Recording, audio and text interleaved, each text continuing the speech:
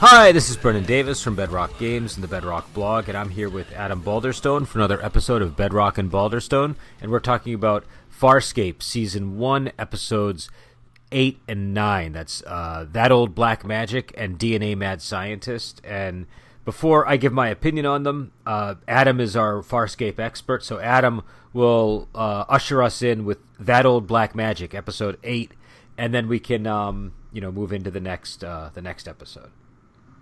Yeah, so this is an episode where they land on a planet looking for a cure for Rigel's flu. And in the process of going through the market there, Crichton encounters a wizard of sorts who knows a lot about him and promises he can help him, and is lured into a kind of trap with Captain Crace, the peacekeeper who's been trying to get revenge on him. And that leads to Zahn having to make a sacrifice to try and help him. Yeah, I like this episode. I like any episode, I think, of any science fiction show that starts in a space bazaar of some kind. That those are usually it's usually a strong indication that it's going to be an enjoyable episode. I've seen a few stinkers, but usually I end up liking those kind of storylines because there's usually I think maybe something about the space bazaar is just like a good venue for whatever like. There's just a lot that they can draw on in terms of writing. They're not as limited. But this one, I was telling Adam before, it reminded me a little bit of that movie, The Dungeon Master, with Richard Mall from 1984, which I haven't seen in ages, so I don't even really remember the plot. I just know this reminded me of it. Yeah, I haven't seen that since the mid-'80s when it first came out on VHS, so it's been a little while since I've seen it, but I get what you're saying with that movie. Yeah, and I last saw it on VHS as well. It was probably closer to like 1991 or something like that, but still it was quite a ways from now, maybe it might have been the mid-'90s. If I don't know, did we still have VHS tapes in the mid-'90s? I can't even remember. Yeah, it wasn't really till the late 90s. I mean, 97, 98 maybe that DVDs started really taking off. All right, so yeah, it could have been the mid-'80s, but it was a while. I mean, mid-'90s, but it was a while ago, and this kind of reminded me of that. And I don't know, I just liked the sort of the sorcerer setup. I just thought, and they didn't even like. I guess something I'm starting to realize is they're not even really trying to explain away magic with science and a lot of, like I guess with the Zahn stuff, I just always dismissed it as being sort of like her like belief system or something. So it was I like that they're just not even this is an interesting episode. It's a little bit divisive because, some people aren't okay with a space wizard just showing up in their science fiction show. I mean, I don't really have a problem with it in Farscape. Farscape is always more on the science fantasy side, like you mentioned, Zahn and so on. So it's not that big a leap. And I kind of felt like there was a sense of, I've heard people complain, well, he can just do anything, whatever. But I felt like there were kind of certain rules he had to follow, like the way he kind of has to lure Crichton into wanting to visit first. It feels like he needed some kind of willing participation. Then when it comes to talking about Crace, he kind of talks him into wanting to talk to Crace, and you can work everything out, and that, I feel like he kind of needed that to be able to pull Crace into the world. So it's like I don't feel he had unlimited power. He was just cunning and drawing power from other people or something. There seemed to be some underlying mechanism there. Yeah, no, it's very Star Wars-y with it seems like they have the Force, and that's like the mystical component of Star Wars, and it seems like this priestly thing that's going on with Zahn and the stuff that was going on with Sorcerer, it all seems like it's somehow part of the same field to me. Do you know what I mean? Like there's a connection there. So it doesn't feel like they're randomly throwing in a bunch of disparate, unconnected, different kinds of magic. It all kind of feels somewhat related, at least thematically.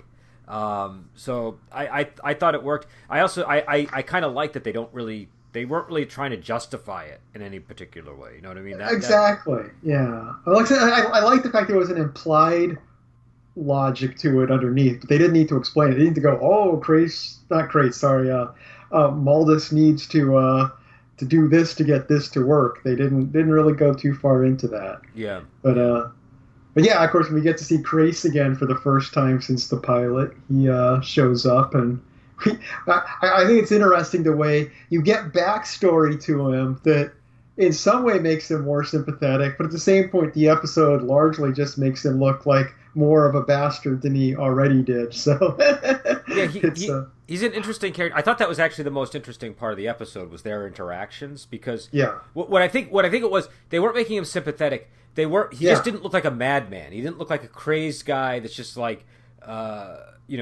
has no personality beyond the drive for revenge against the protagonist. Yeah. You realize that he's a more complete person, and but at the same time, the episode ends with him kind of getting into Darth Vader territory. Do you know what I mean? Where he neck snapping. Yeah, where he's and I think technically he didn't do it to an admiral, but there was an admiral in the conversation. Do you know what I mean? So it's close enough. It's close enough. It felt like an homage of some kind. And I started wondering, I was like, well, is he eventually going to be wearing some kind of plasteel mask? But and obviously at that point he does go completely rogue at this point. You know, he's been kind of on this mission. Now it's just he's thrown his orders away. He's been ordered back. He's just completely out on his own now. So. But yeah, it was. I thought it was a fun episode. I really enjoyed it. It wasn't like it didn't really take the show in any like wild new direction that I wasn't expecting or anything like that. Mm-hmm. But it was a solid episode, and it felt like and again, I'm mentioning it because if at some point we're probably going to do the Next Generation, and I know you have very strong opinions about it. There was a Q quality to the episode, but it was a much more subdued and effective Q type episode. Do you know what I mean? It wasn't. No, you can't get away from a comparison to Q at all. And I mean, actually, I've been critical of Next Generation. I think Q in certain doses. I have mixed feelings about Q. I mean, he is. I really like the Lancey's portrayal of the character. Mm-hmm. I feel like by the end, they reached a point of diminishing returns, perhaps, for the Q by bringing him in too much, but. But yeah, you have to talk about Q when you talk about this episode, no question. And this was more like Anthony Hopkins. If Anthony Hopkins were Q, that's what this, do you know what I mean? It was... Yeah. He's definitely darker than Q ever was. That's for sure. But yeah, so I enjoyed it, and I liked sort of the trajectory they went with Zahn, where we see that she had this darker past that was more open to violence and causing pain, and that she has to kind of tap into that, and it seems that once she does tap into that it's difficult for her to just reverse out of it. So I don't know if that's because of the species that she is, or if it's the cultivation of her religion. She's a 9th level priestess of something. So but it's intriguing to me. It sort of hints at a much larger world and universe. You talked in a previous episode about the D&D connection, how she's like the cleric of the party, and it's like she had to hurt Rigel to change her alignment, so she had cause light wounds instead of cure light wounds as her default spell. That was what was going on there, but to put it in ridiculous D&D terms. I was actually searching for that because I was trying to figure out what happened to her. I was like, is that like, did she have an XP penalty? Did she have to sacrifice levels in this to become no, it's just had to change alignment. That's all. So she's fine. But but yeah, another highlight of the episode. I like Rigel's Hynerian ceremony of passage that he does for Crichton. That's that was pretty funny. I thought that was enjoyable. I also like, you had mentioned that they gave instructions to the actors to really handle Rigel, and I noticed when Crichton came out, he's clutching him, and it was really effective. I was paying close attention to that because you had mentioned it, and it really did add a lot to the scene. You know, It does. because I was imagining the scene without him doing that. And Yeah, you know, yeah. It's a really good suddenly being awoken kind of gesture too. It's like he's Crichton's not entirely awake yet, and he's just kind of gripping onto Rigel. It works on a lot of levels. and I quite like how Rigel was trying to take all of his possessions. You know, Yeah. but yeah, it was a to me it felt like a really fun episode. It was like if I was watching this on a weekly basis, I would have been very satisfied with what I saw, and it would have just just been sort of like a I don't know, like a solid B. Do you know what I mean? A solid B. Yeah, I think so. And and also one thing you asked about back on the pilot, you're like, hey, is he going to be talking into his recorder at the end of every episode? And this, you got him talking to DK on his recorder at the end to sum up the episodes. So he's still doing it. You don't see it every episode, but it's there. Before we go into the next episode, is there anything on this one that you wanted to cover before we move on? Oh yes, there is actually. Yeah, one. I'm going to highlight one thing which will come up again later that you didn't. I doubt you even remember it being mentioned in the episode. But just so you know, when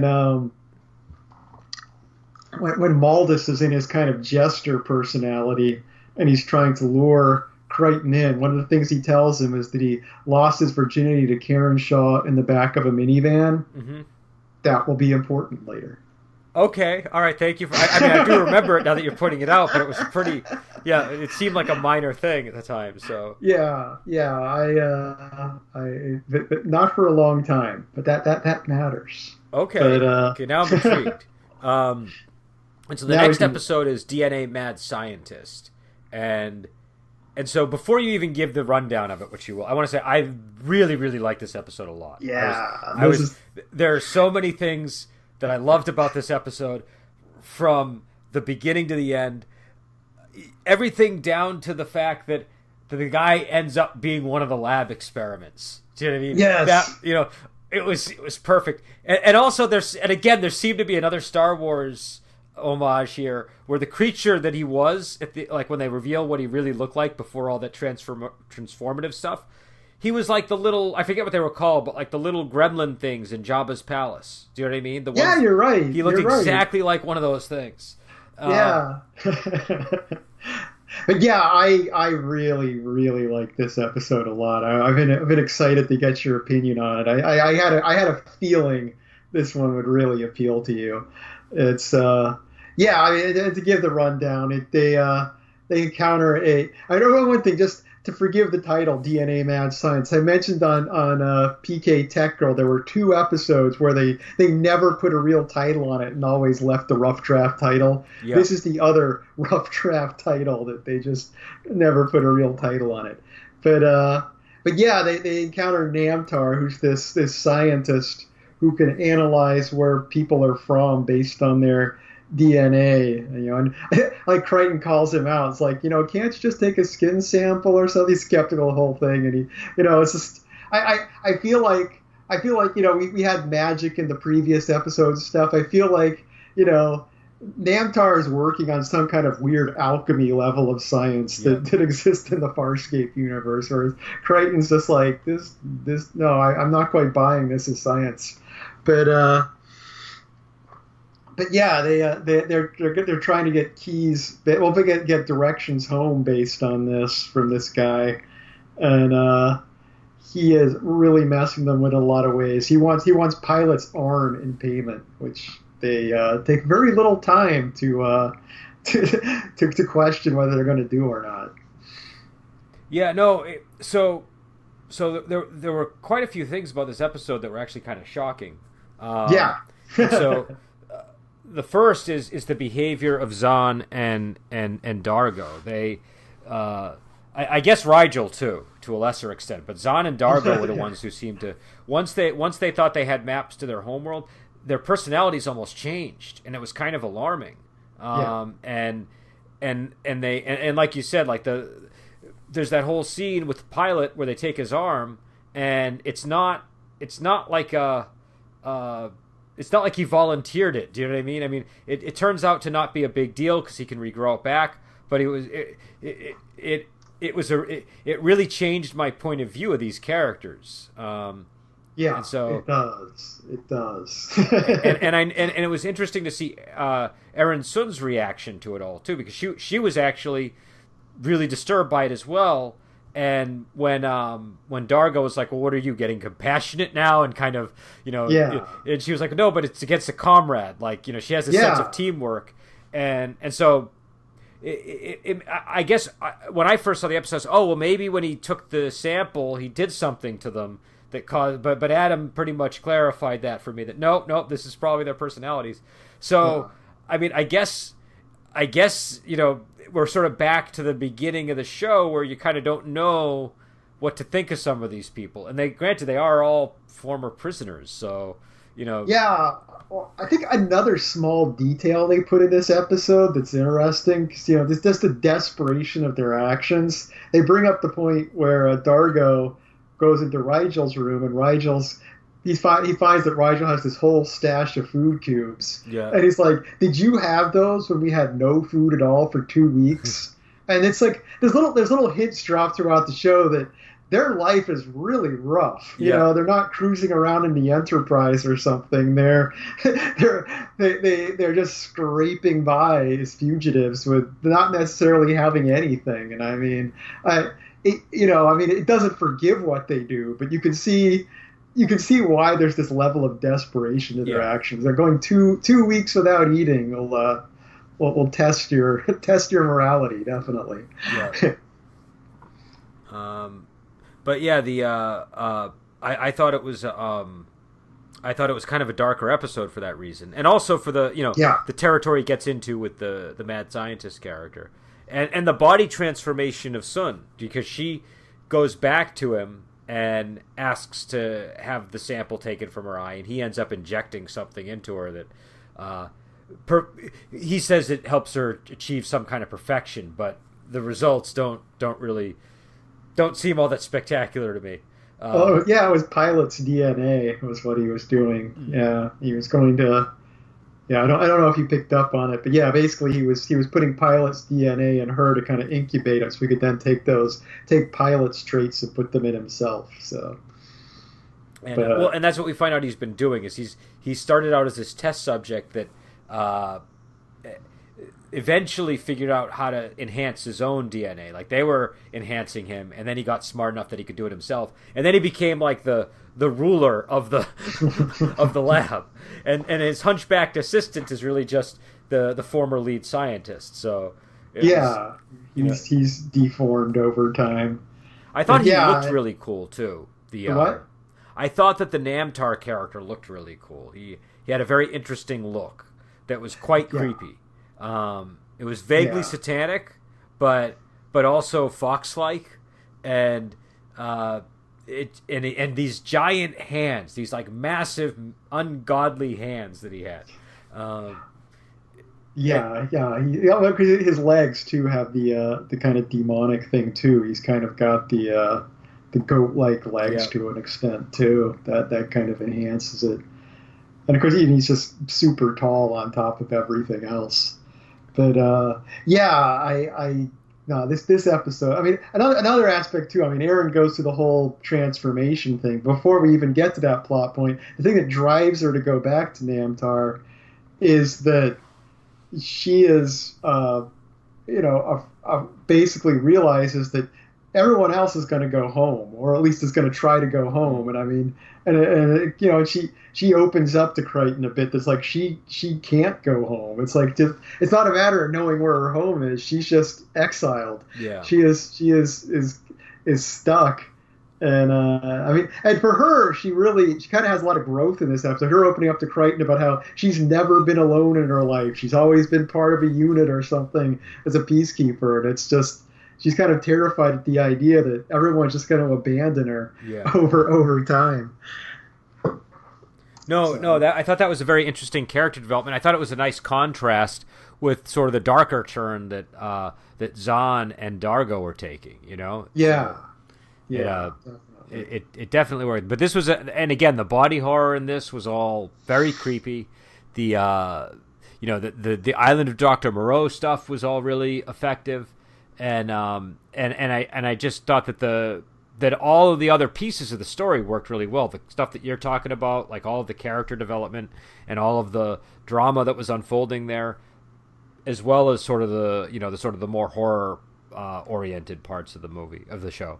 So this was a like a really high quality episode in my opinion. It was quite exceptional.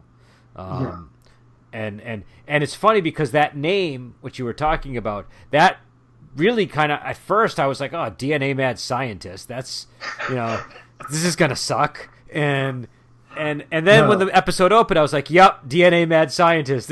I was already ready to not like the episode, but within moments I was hooked on it. So yeah, it just sort of takes like one of the oldest tropes in the genre and does something exceptionally good with it. So this is one, like, if mad scientists have been done to death, but this was a really cool mad scientist storyline, I thought. It was. Well, I mean, everything.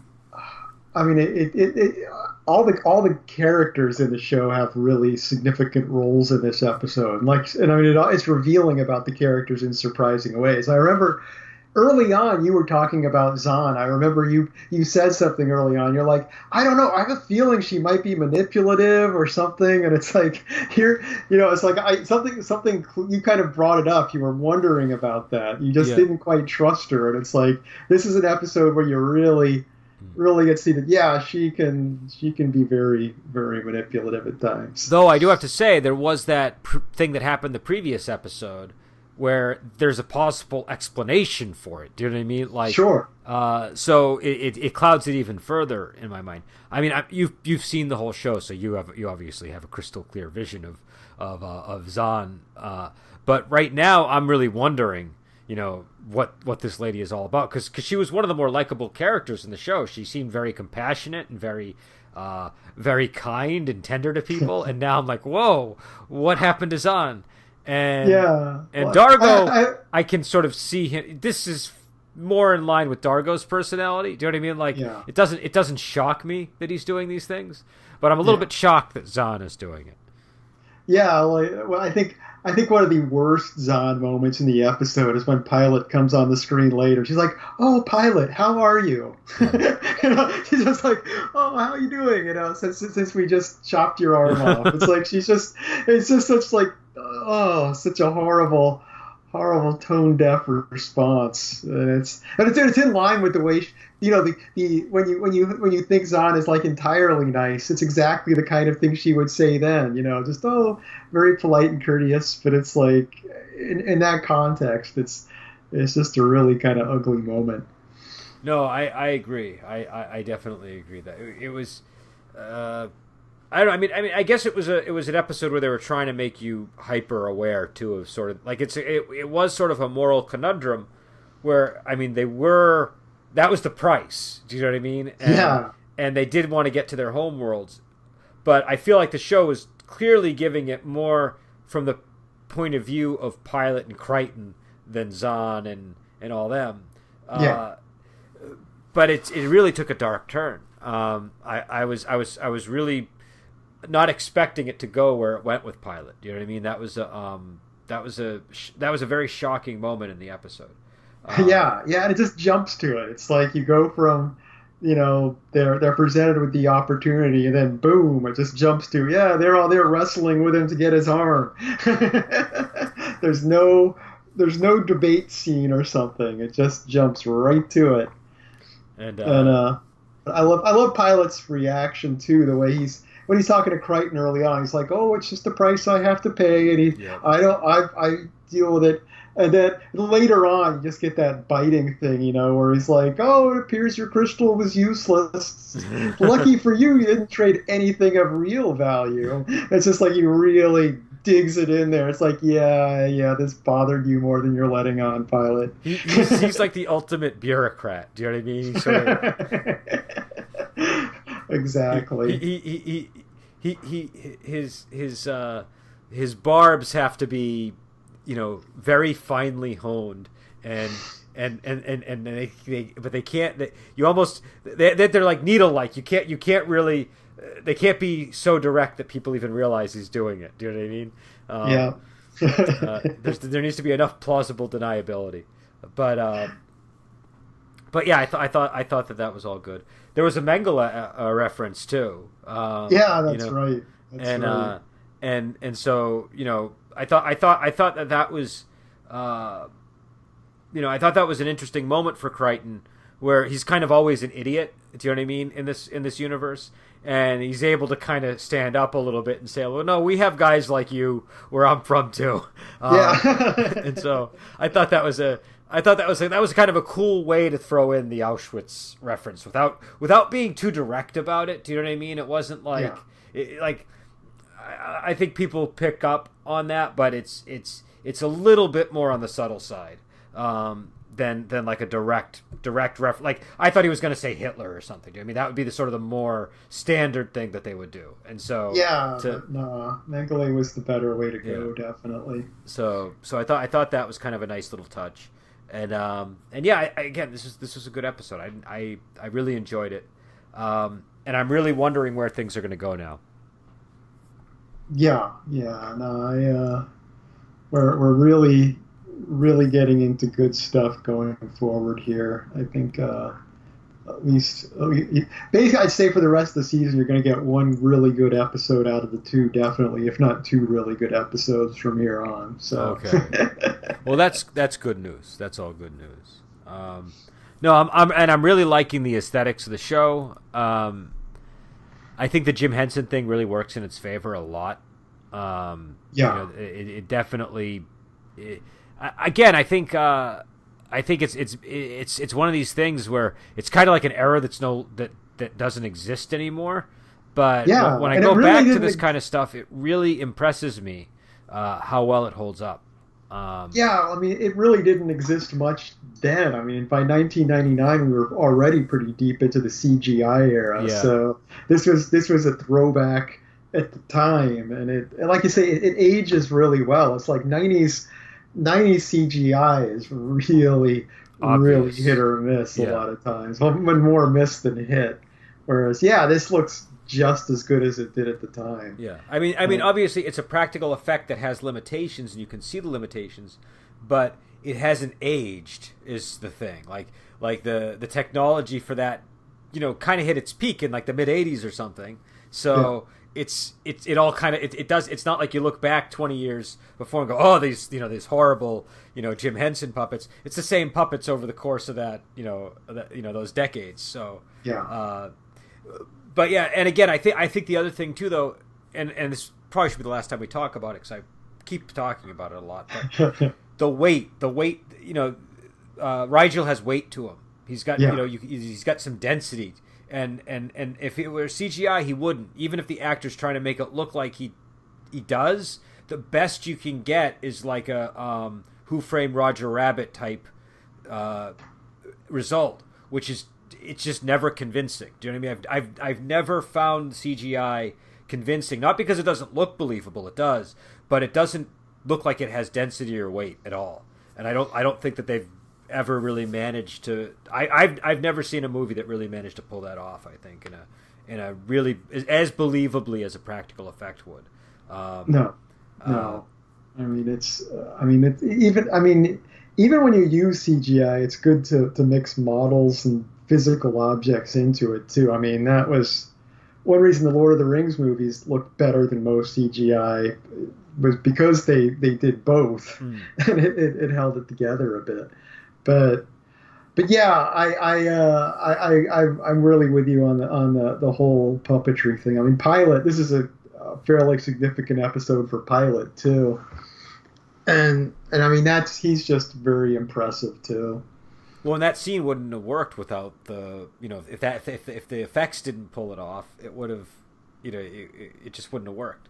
So. The scene with them all kind of hanging on to him, trying to grab his arm. Like you couldn't do that the same way with CGI. It would be impossible. So this was a good episode. And I think I guess we'll be on what day? Wednesday. Is that our next? Are we doing Sopranos on Wednesday? Is that our next thing?